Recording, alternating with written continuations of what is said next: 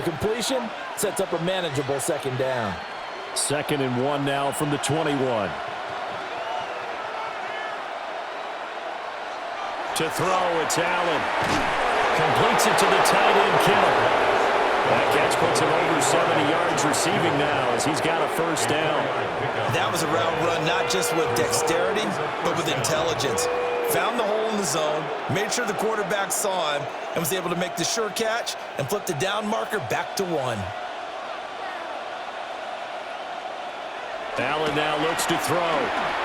They're still throwing the football here, and obviously the incompletion stops the clock. That's a bad thing. Feels to me like they're just keeping them honest on defense because you know they're going to stack the line of scrimmage and try and stop any type of a running play.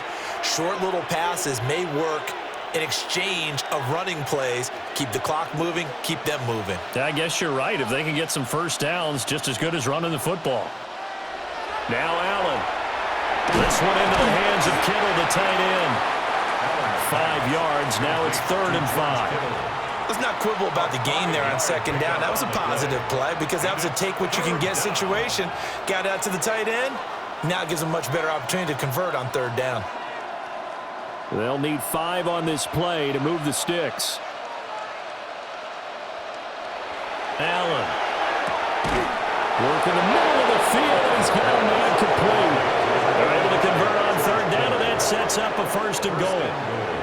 When you have someone throwing it that well, that confidently, you don't have to call the game in fear at all, do you? You just go ahead and play. Yep, confidence with a lead to throw it here in the 4th, and boom, he's on the money. Yeah, you don't have to tuck your head in and go like turtle at this point. You can just go ahead and play.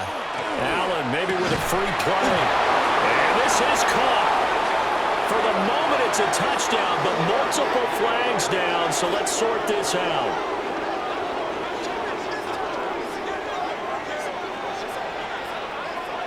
Offside, defense.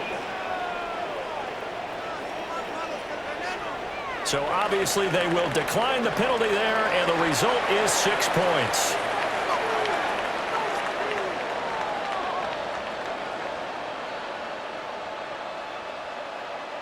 That penalty is declined. Aubrey now for the point after.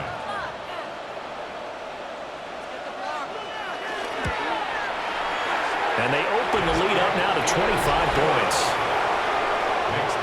So the drive there took 6 plays. And it was all capped off by Justin Jefferson's touchdown reception.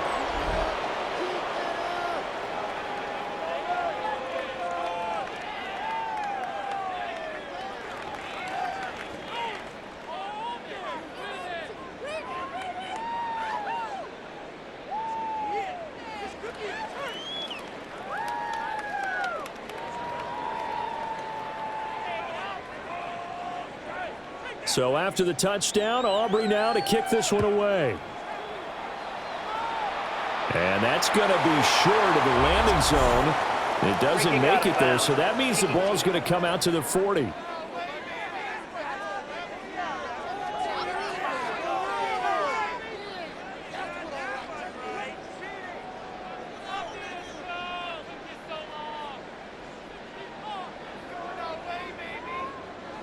Looking to put a drive together.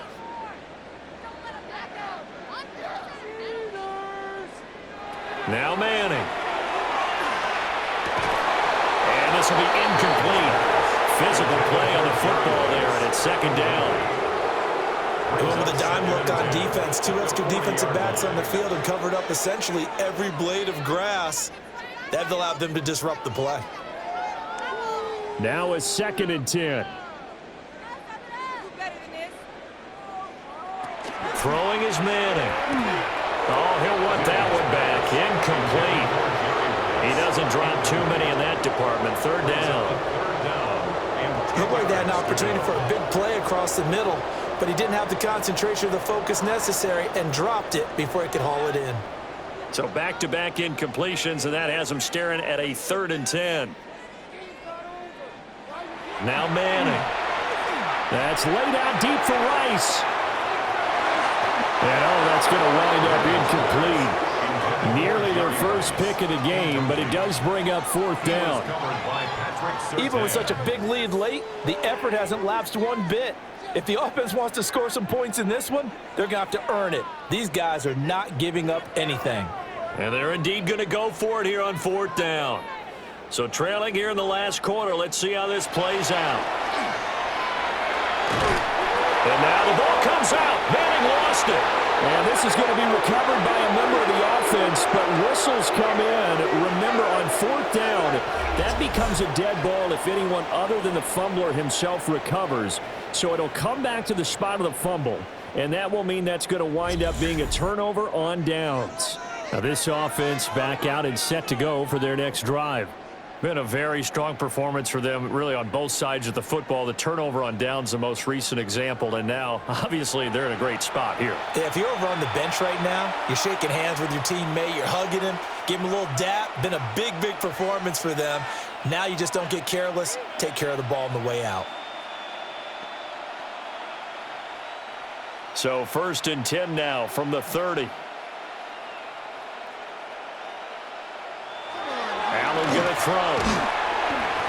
And that's going to be incomplete. Too tough to hold on to that one. It's 2nd down.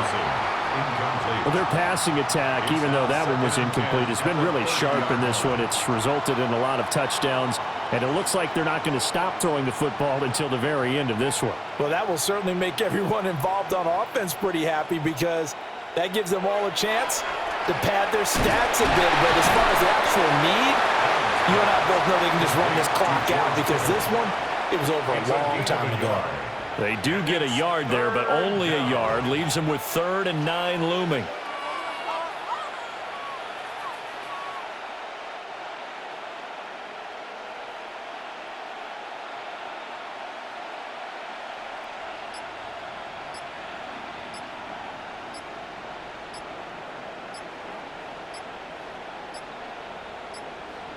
So offense moving a little too slow there. Could not get set, and they get the penalty.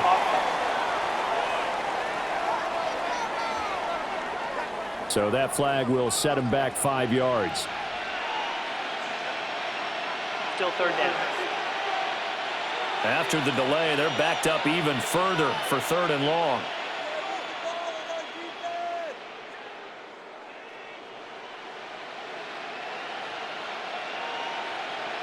Here's Allen.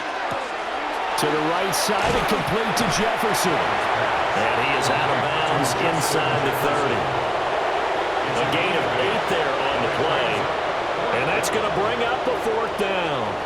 An ex-teammate used to tell me all the time, I hate experienced quarterbacks, because no matter what, you really can't hide what you're doing. And I think that right there, he knew right away where the blitz was coming from, where his primary guy was going to be, and he ended up going to a secondary target for a nice game. I was just going to ask you, that wasn't the primary target, and he's so good at that, isn't he? I think he knew right away that he wasn't going to get to his primary guy. I think he read that as soon as he got to the line of scrimmage, knew where the pressure was going to come from, and said, I know how to beat that, and that's what he did.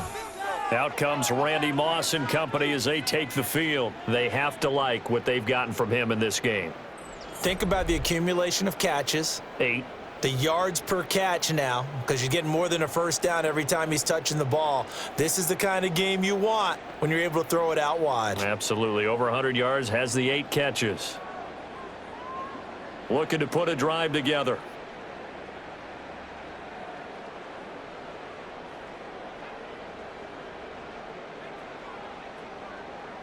Working from the gun, Manning. And it's incomplete. Boy, he doesn't drop many like that one. 2nd down. On any passes in the middle of the field, anyone who's going after the football is going to be conscious that it's probably going to be contested, and often physically. Sometimes that leads to drops.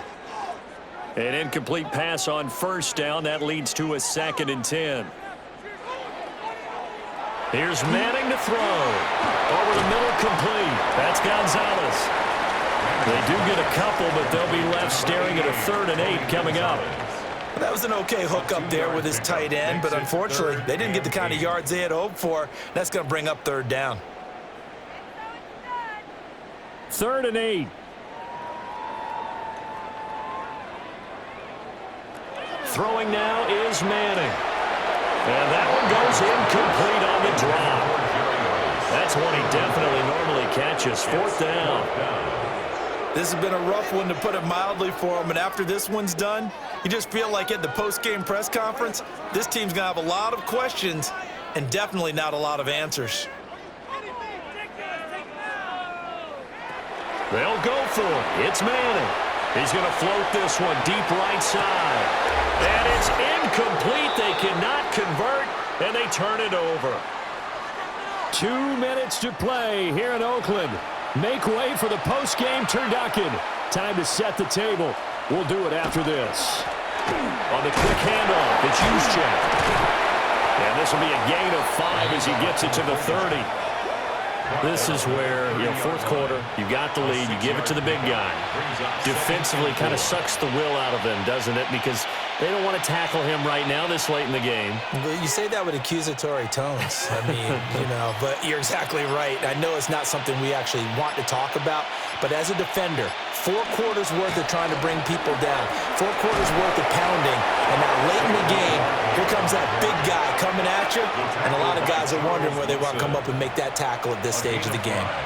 Brendan, every great running backs coach that I've talked with has always talked about when you have great vision, you're not consciously thinking about your cuts and your moves. You're just doing them. And I think that's what we're seeing tonight. He's about run them into submission, hasn't he? You took the words right out of my mouth. I was just going to use that phrase. He had to run them into submission. Wave the white flag. And he's going to take this one down to about the 23-yard line. Junior Seau, the Hall of Famer, there on the tackle. Now that's the defense that they were looking for, being able to get extra bodies to the point of attack to deal with the big guy carrying the ball. You really don't want to be in a position where it's a one-on-one tackle with him.